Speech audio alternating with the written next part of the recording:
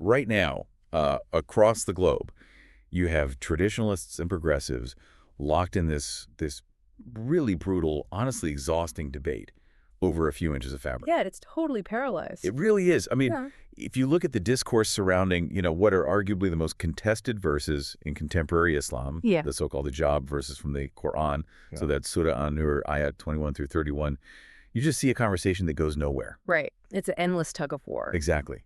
On one side, you've got forces arguing for this really strict, literal enforcement of a dress code, saying it's, a divine mandate to cover the hair and the body. And then on the other side, critics are looking at that enforcement and saying, well, this is inherently oppressive. It's patriarchal. It's a tool for control. Yeah. So for you, the listener, we are taking a brand new deep dive today into a stack of really intense foundational source material, specifically a textual analysis of these exact verses. Mm-hmm. And our mission is to look at this not through a lens of religious sentimentality or theology, but through the sharp, rational lens of master sociologists and systems engineers. Mm. Which is so important because if you look at the source material we're unpacking today, that entire geopolitical tug of war you just mentioned, it's happening on a completely wrong battlefield. Wait, really?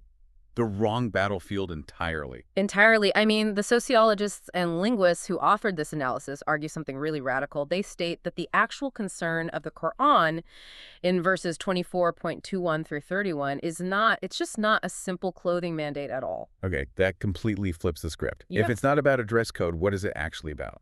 It's about the architecture of the private sphere. E-architecture. Yeah. According to this analysis, the passage is a highly engineered civilizational privacy charter. It's a set of protocols designed to govern individuals, households, and communities to literally prevent societal collapse. Right. And the instruction regarding covering, which I will get into the very specific linguistics of that later, is just one specific application of a much larger systemic principle. It's about where social display is appropriate, where it isn't, and how you maintain this vital boundary between the public and the private. Okay, let's unpack this because I want to make sure I'm fully grasping the scale of this claim. Mm-hmm. We are taking a text that, have been treated for centuries, primarily as theological, Right. as legal instruction regarding personal piety. Right. Female modesty, piety. Yeah. And we are looking at an analysis that says, no, this is actually a masterclass in behavioral engineering. Precisely. And to be really clear with you, the listener, about the parameters of our analysis today, we are looking at this source material strictly through that rational lens. So no theology today. No theology. We aren't dealing in religious sentimentality. We are impartially reporting on the linguistic and sociological mechanics that the authors of this source material argue are encoded in the classical Arabic. Because it's important to note, we aren't taking sides in the modern political debates here. No, not at all. We're just looking at this text as a schematic. Like, how does it attempt to build a functional, resilient society? Well, to understand how a schematic works, I guess you first have to understand the nature of the machine it's trying to build. And the source material insists that to comprehend these verses, we have to completely abandon our modern sort of Western understanding of the word religion. Yeah, that's step one. They argue that Islam, as presented in the text, functions as a deen. Yes, a deen. And the distinction between a religion and a deen is, well, it's the foundational premise of this entire reading. Break that down for us. What's the difference between a systemic view of society and a superstitious one? So in the modern West, largely since, the Enlightenment, we've compartmentalized religion. We view it as a set of personal beliefs, superstitious rituals, private devotions. It's something you do in a church or a mosque or a temple to earn spiritual merit for the afterlife. Right. It's separated from economics, from civil law, from urban planning. Exactly. It's highly abstract. You light a candle, you say a prayer, and you hope for a metaphysical reward. But there isn't a direct mechanical link between lighting that candle and, say, the inflation rate of your local currency. Yeah, that would be absurd to us. Right. But Deen translates much more accurately to a comprehensive socioeconomic system for worldly life. It's a system of governance, economics, and social relations. So when the source material looks at Surah An-Nur, it doesn't view the verses as superstitious rituals. It treats them as socioeconomic laws. So the text is quite literally trying to solve tangible human problems. Absolutely. The frictions of wealth, sex, proximity, the things that historically destroy societies. I'm trying to square that with how we actually approach sacred text today. I mean, are the authors arguing that treating this text simply as a list of religious rules strips it of its actual utility? They argue it fundamentally neuters the text. I mean, the source quotes the philosopher Allama Iqbal, who stated that the purpose of this system is to be the key that opens the locks of worldly affairs. So treating this text just as a list of religious rules is basically like looking at the blueprints for a nuclear reactor and thinking, oh, this is just a really interesting suggestion for modern art. That is a perfect analogy. You might appreciate its aesthetics, but you're completely missing the fact that it's telling you how to contain a highly volatile reaction. And human social interaction, wealth disparity, sexual dynamics, those are incredibly volatile reactions. They are the core drivers of human conflict. So the concept of Deen implies that the text provides the containment structure for that volatility.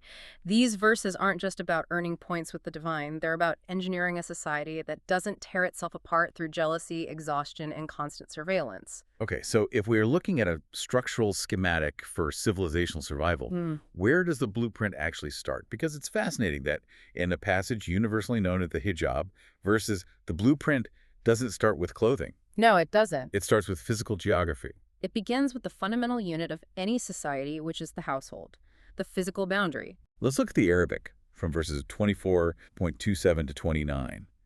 The text lays down this really strict, non-negotiable house entry protocol. Right. It says, "Latadkhulu buyutan gaira buyutikum hatta tastanisu wa tusalamu ala aliha," which translates to, do not enter houses other than your own until you have made your presence known and greeted the residents.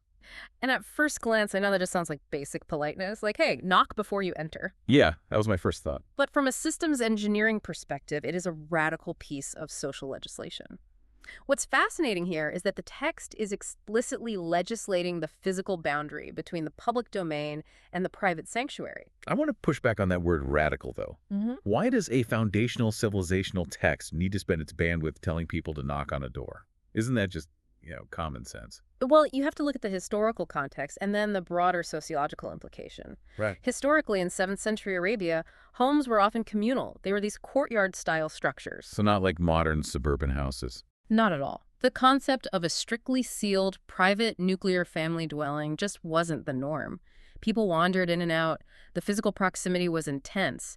So by mandating a hard stop at the threshold, the text was instituting a massive technological upgrade in how humans interacted with physical space. Okay, so it changed the local customs of Medina. But what is the actual sociological impact? Why does this make it a law of civilizational survival? Look at the specific words used, tastanisu. Right, the making your presence known part. Yeah, but it's much deeper than just knocking. It comes from a root that means to seek familiarity, to dispel loneliness, or to put someone at ease. It implies a protocol of authentication and permission. Oh, interesting. You do not cross the threshold until you have ensured that the inhabitants are psychologically and physically ready to receive you. And then, tusalamu, establishing a state of peace and safety for those inside. So it's an authentication protocol. It's almost like a firewall.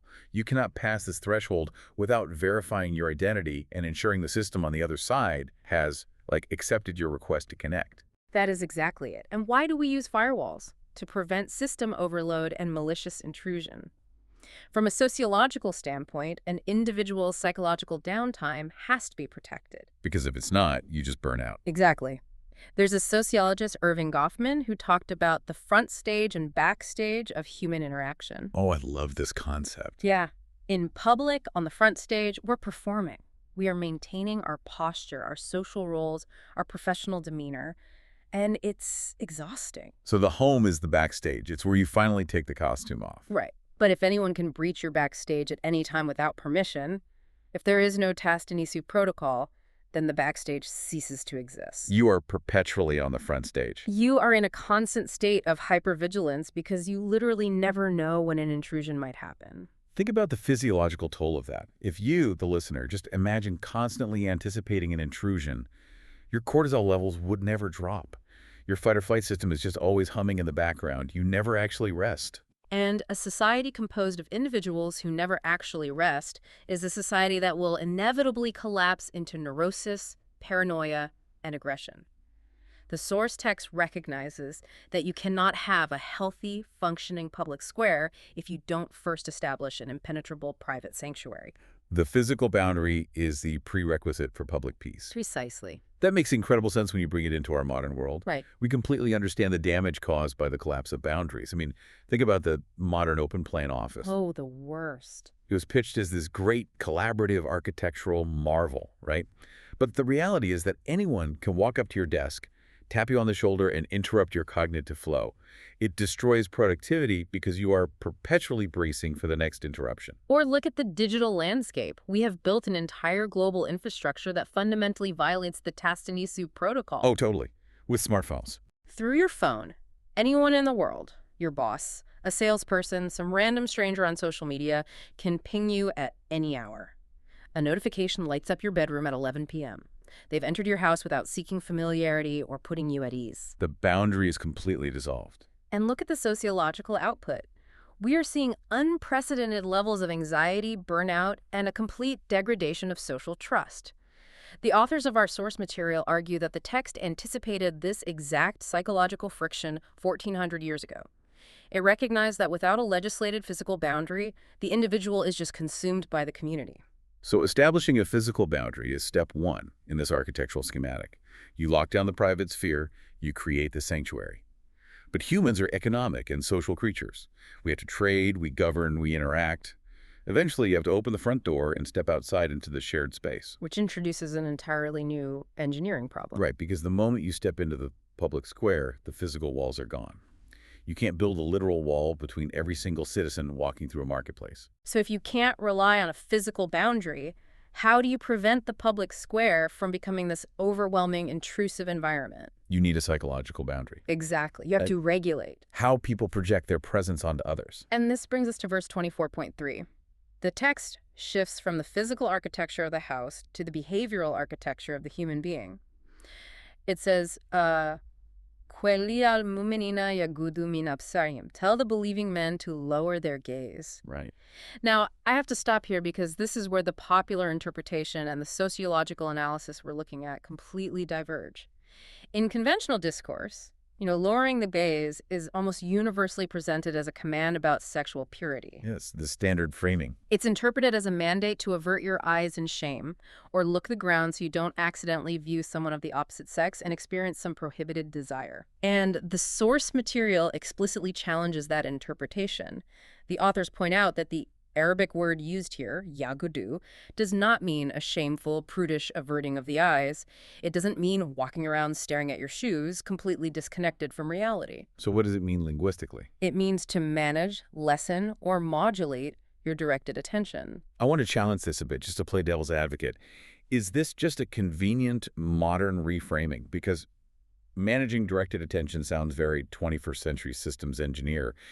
Does the classical Arabic actually support this broader meaning, or are the authors, projecting modern sociology backwards onto an ancient text to make it sound progressive? No, it is rooted deeply in classical Arabic linguistics. The root Ghada implies decreasing the intensity of something, lowering its force or restraining it. Oh, like turning down a dial. Exactly. It's used for lowering the volume of one's voice, for instance. So, applied to the eyes absarihim, it means reducing the intensity of your visual focus. You aren't blinding yourself. You are softening your focus. You're restraining the force of your visual attention. Okay, so if it's not just about averting the eyes to avoid sexual thoughts, what is the systemic function of restraining the force of your vision in a public space? Why does that matter? To understand that, if we connect this to the bigger picture, we have to look at the concept of the gaze in sociology. Right. Think about the French philosopher Michel Foucault and his analysis of the panopticon. The gaze is not a passive act of seeing. The gaze is an active exertion of power. When you fix your directed attention on someone, you are visually auditing them. You are turning them into a subject of your observation. You're projecting a physical weight onto them. I mean, everyone listening knows this exact feeling. You can be sitting on a subway, reading a book, completely minding your own business. But if someone across the car starts staring at you, you feel it. Oh, absolutely. You instantly become self-conscious. You adjust your posture, you check your clothing, you start wondering what they're thinking about you. Even without a single word being spoken, their gaze has breached your psychological boundary. They forced you onto the front stage. In a public space, if the gaze is unmanaged, if everyone is constantly staring at everyone else, sizing them up, judging their wealth, their attractiveness, their status, the public square becomes a highly pressurized, hostile environment. It's just ambient social surveillance. Ambient social surveillance, exactly. Wait, so this command for men to yagunun absarihim isn't just about controlling animalistic urges. It's basically an anti-surveillance protocol. It is the creation of a psychological safe zone by instructing individuals, and the text notably addresses men first in this regard, to modulate their directed attention. The system ensures that people can navigate the public square without being constantly, visually consumed by their peers. It regulates the power dynamic of the street. That fundamentally changes how we view the text. It shifts the narrative from control your urges, because the female form is dangerous, to do not weaponize your visual attention against your fellow citizens. It's a protocol for civic respect. Right. It regulates all forms of visual auditing. It certainly regulates sexual friction, which, let's be honest, is a major source of societal instability. But it also regulates economic jealousy, racial profiling, status calculation. If you aren't allowed to intensely audit the people around you, you can't stratify them as easily. You grant them the dignity of moving through the world unbothered. It's the ultimate democratization of the public space. The street belongs to everyone rather than being dominated by whoever wields their attention the most aggressively. Exactly. But communication is a two-way street. You have the receiver, the person observing, the gaze, and you have the broadcaster, the person being observed. Right. If one half of the equation is engineered to stop aggressively surveying the public space, how is the corresponding physical display modulated? Which brings us to the absolute epicenter of the debate, verse 24.31. If there is a single verse that has generated more geopolitical tension, more theological debate, and more cultural conflict in the last century, well, I don't know what it is. It's the flashpoint. It really is. This is where the text discusses how women are to modulate their social display. And here's where it gets really interesting, because we need a strict linguistic breakdown. Yep. The source material rests its entire argument on the precise Arabic used here. We have to be exact here. The text says, وَيَدْرِبْنَ بِكُمُرِهِنَ عَلَى جُبِهِنَ. Now, if you open almost any standard English translation of the Quran today, you're likely to see this translated as something akin to, and let them draw their veils over their bosoms or draw their head coverings over their chests. Right. This is the verse used to legally and religiously mandate that a woman's hair must be covered. And this is where the sociological and linguistic lens of our source material completely deconstructs the traditional narrative. The authors argue that reading this as a mandate to invent a head covering is a grammatical and historical failure. Okay, let's play linguist then. What are the key words? We need to look at two specific words, kumur and juyub. Let's start with the target area. Where is the text actually instructing the covering to be placed? The word is juyub. So juyub is the plural of the word jaib. In classical Arabic morphology, jaib means the opening of a garment at the neck, the neckline, the chest opening. Wait, so it literally means neckline? Literally the neckline. It is a very specific anatomical and sartorial reference point. It does not mean the head. It does not mean the hair. So the instruction is definitively targeted at the neckline. Okay, what about the tool being used to cover it? The word kumur. Kumur is the plural of kimar, and this is where historical context is absolutely vital. In the 7th century Arabian Peninsula, a khimar was simply a piece of cloth. Given the harsh desert climate, the blistering sun, the sandstorms, both men and women wore loose cloths draped over their heads and shoulders. Just as practical regional attire. Exactly. It was standard pre-Islamic regional attire. Wait, so the text is not introducing a new garment to the society? Not at all. The women of Medina were already wearing the khimar as a cultural norm long before this verse was revealed. If the head is already covered by the existing cultural attire, what is the actual new instruction being delivered in this verse? The verse is a specific instruction on how to use an existing item of clothing. The grammatical structure yadribna bikumurihina ala jubihina means strike or draw with your khimars across your juyub. In other words, take the cloth you are already wearing and pull it across your chest opening. This is a massive paradigm shift. Yeah. If it just means cover your neckline, why has the entire world spent the last century arguing about hair? How does a specific instruction about the chest opening morph into a universal, rigid mandate about covering every single strand of hair? Well, because over centuries, interpretations often drift from the precise linguistic roots to broader cultural enforcements. When you lose the sociological reasoning behind a rule, societies tend to just enforce the maximum physical boundary. They just overcorrect. Right. But if we stick strictly to the linguistic analysis provided in the source, the head is incidental to the verse. The focus is entirely on the juyub, the neckline. Which raises the most critical question of this entire deep dive. Why the hyper-focus on the neckline? If this text is this masterpiece of sociological engineering, why is it spending its bandwidth micromanaging the chest opening of a garment?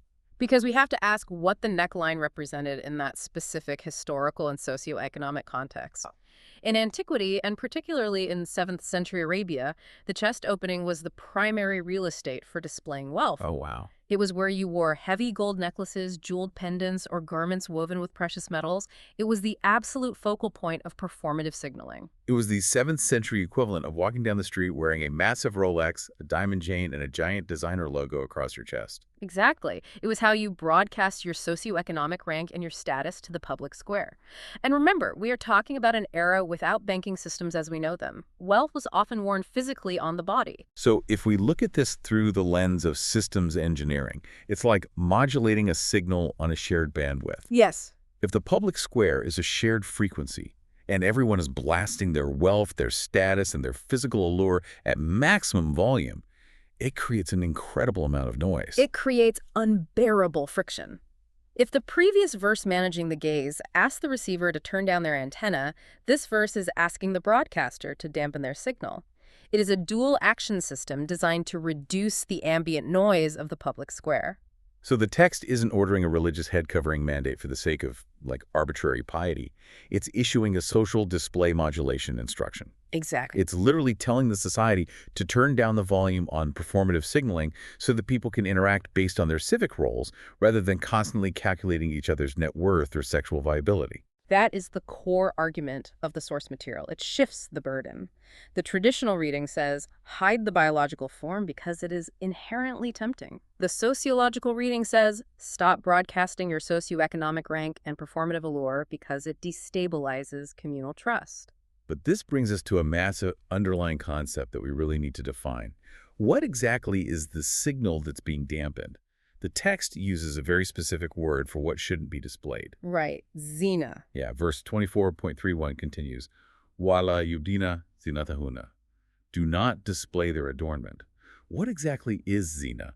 Because in modern debates, especially among strict traditionalists, people often treat the female body itself as the zina. Yes, they do. The argument is that the very existence of the female form is an adornment, a temptation that must be hidden from public view. And the source material argues that equating the biological body with zina is a fundamental, catastrophic misreading of Quranic vocabulary. In the linguistic framework of the text, zina is never the biological body itself. If it's not the body, what is it? It is a social display apparatus. The root of zina relates to beautification, decoration, or that which is added to something to make it more appealing. It refers to jewelry, elaborate ornamentation, heavy cosmetics, ostentatious clothing, performative beauty. It's an additive. It is the layer of status, wealth, and artificial attraction that you add to the biological baseline. So the text is arguing that the body should not be used as a public billboard for social status or intense sexual attraction. It's about decoupling your physical presence in the public square from your market value as a mate or your rank in the economic hierarchy. Precisely. It is a profoundly egalitarian move.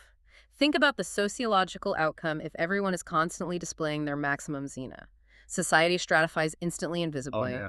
The wealthy look conspicuously untouchably wealthy. The poor look conspicuously poor.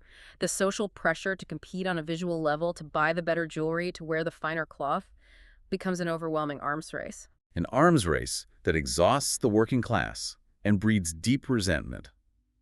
We see this today. The anxiety of keeping up appearances is a massive driver of modern depression. Absolutely. So by commanding wala yubdina zinatahuna, the text is dismantling that arms race.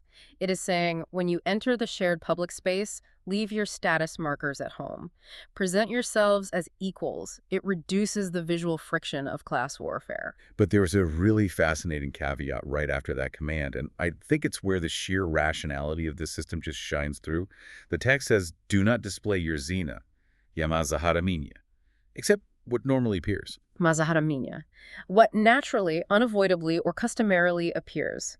This single phrase completely destroys the argument for total enclosure or extreme physical erasure. Break that down. Why is that specific caveat so important? Because the system recognizes that humans are at their core social creatures. We have to engage in commerce, we have to recognize each other, we have to communicate.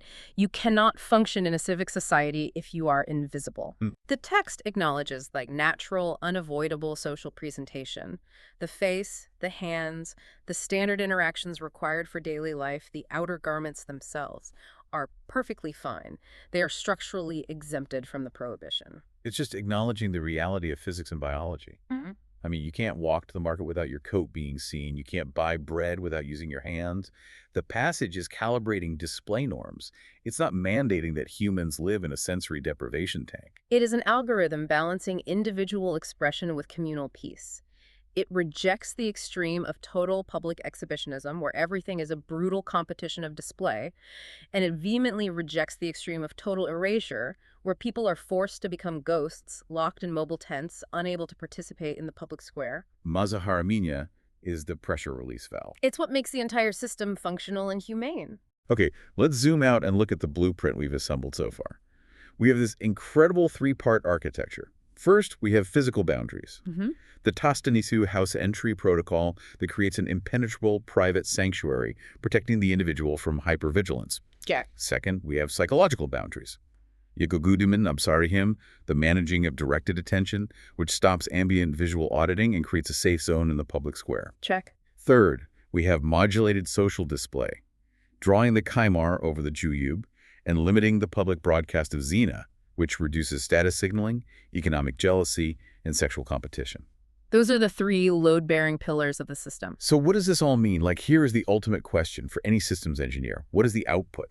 What happens when a society successfully runs this operating system? Because our sources introduce a fascinating concept here called the law of requital. Yes, Mukafat-e-Amal.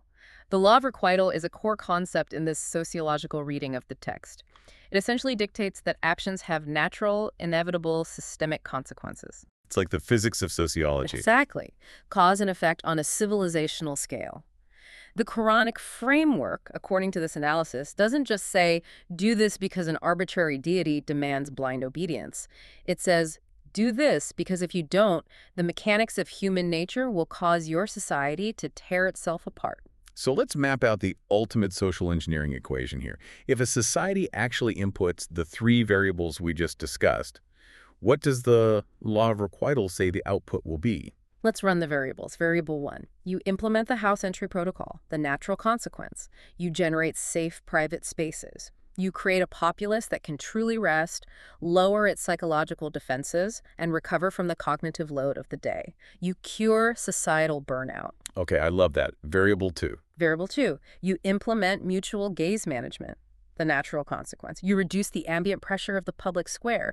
People can walk down the street without feeling like they're running a gauntlet of judgment. You cure public paranoia. And variable 3. Variable 3, you limit Zina display, wealth signaling, and performative attraction in public, the natural consequence. You drastically reduce visible social stratification. People begin to interact based on their civic merit and human dignity, rather than their ability to project wealth or physical dominance. You cure economic resentment. So when you add those three variables together, rested individuals, a non-judgmental public square, and low social stratification, what is the final product? The output of the law of requital is massive scalable trust. Trust. Because citizens aren't constantly competing for visual dominance, and because they aren't constantly defending themselves against visual or physical intrusion, they have surplus energy. And what do humans do when they have surplus energy and trust? They engage in highly productive cooperation, they build resilient, equitable communities. The architecture generates peace as a mathematical certainty. That is profound. And I think the absolute best way to prove that this equation works is to look at the inverse. If the law of requital is essentially the physics of sociology, what happens when this architecture fails? What happens when a society unplugs the machine? When the system collapses, you get the exact opposite results, naturally and inevitably. And you don't have to look back at history to see it. We are living it right now. Let's look at the modern world through the lens of this exact schematic. In the 21st century, the boundary between public and private has completely collapsed. We discussed the digital intrusion earlier, how work emails and social media alerts bypass the Tastanisu protocol and just invade our bedrooms. We've invited the public square into our private sanctuaries. We have completely destroyed the backstage. And simultaneously, the public square has become an arena of hyper-display. We are constantly on display. Through Instagram, TikTok, the whole culture of influencers, we are permanently broadcasting our zina. Yeah. We broadcast our wealth with designer brands. We broadcast our performative beauty with surgical enhancements and digital filters. And we have maximized the gaze. We literally quantify the gaze now through views, likes, and impressions. We have built global algorithmic infrastructures dedicated entirely to capturing and weaponizing directed attention. We are visually auditing each other on a planetary scale 24 hours a day. So according to the law of requital, what is the output of our variables? What is the natural consequence of hypersurveillance mixed with hyperdisplay and zero physical boundaries? Society generates mass, chronic exhaustion. We see deep, pervasive insecurity. We see an endless, brutal, zero-sum competition for social status. And what happens to productive cooperation? It dies. It dies. People become so entirely consumed with managing their digital image, defending their status, and absorbing the visual audits of strangers that they have no cognitive bandwidth left to build a cohesive community. The law of requital is playing out right in front of us. A society built on hyper-display and hyper-surveillance is a society that is slowly, predictably driving itself mad. Which brings us to a massive synthesis of everything we've talked about today. If the promised outcome of this text, the literal engineering objective of verses 24.21 through 31, is civilizational survival, deep trust, and productive cooperation, well, then we have to look at how modern debates regarding this passage have entirely missed the mark. This raises an important question. If the overarching goal of the Quranic intervention is a healthy, functioning public square, why has the Muslim world, and the West looking in, spent the last century arguing about inches of fabric? Exactly. The entire global debate about the hijab has been fought on the wrong terrain. It is constantly, endlessly argued as a mere dress code to be rigidly enforced or entirely rejected. Right. On one side, you have religious forces trying to rigidly enforce a specific medieval garment, often using state power to police women's hair. On the other side, you have progressive or secular forces entirely rejecting any concept of the text as inherently patriarchal oppression. But if the sociologists in our source material are right, both sides are arguing about the symptom, not the system. They are arguing about the paint color on the nuclear reactor while the core is melting down.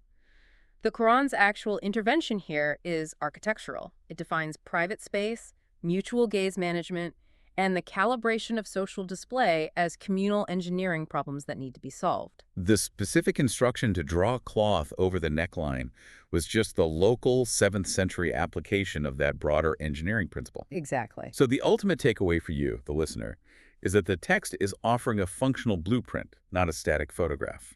A society that solves these three problems, creating safe homes, managing public surveillance, and reducing wealth and status display, gets the evolutionary outcomes the passage promises. They get the trust, the cooperation, the peace. They can achieve that using whatever cultural means or specific clothing norms make sense in their own time and place, so long as the systemic variables are met. But, and this is a critical warning from the source material, a society that simply forces a specific dress code upon its women without building the underlying psychological and physical privacy architecture, they get mere theater. It's theater without function. You can force everyone to wear a uniform, but if you haven't fixed the system, it's just cosplay.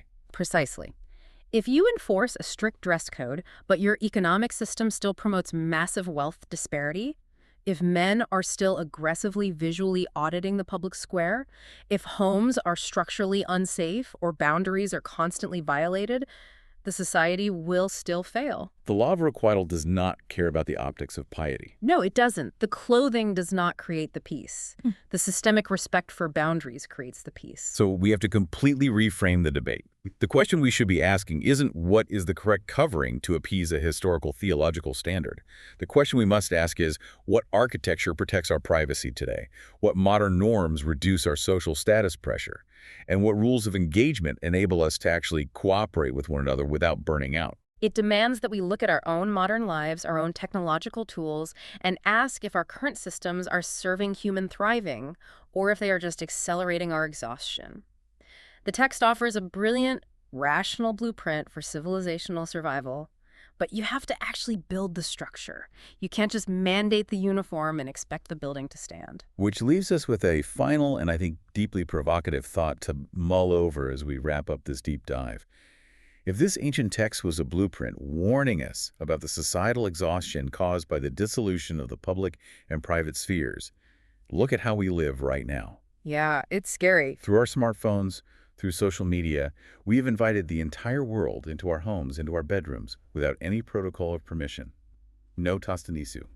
We carry the noise and the judgment of the public square in our pockets right next to our beds. It's constant. And simultaneously, we use those glowing screens as permanent billboards for our zina, our social display.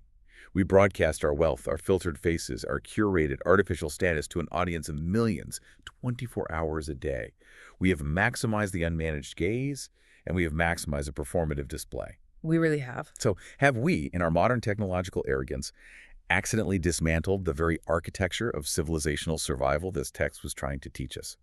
Have we built the exact machine the blueprint warned us would destroy us? We started this deep dive by talking about the exhausting, paralyzing debate over a piece of fabric. But what we found beneath that debate is a complex, beautiful, terrifyingly relevant blueprint for human psychology and social physics. And the scary part about a blueprint is that if you ignore the structural load-bearing walls, eventually the roof comes crashing down. Thank you for joining us on this deep dive. We encourage you to question your assumptions, look critically at the systems running your own life, and maybe, just maybe, take a moment today to check the architecture of your own private sphere.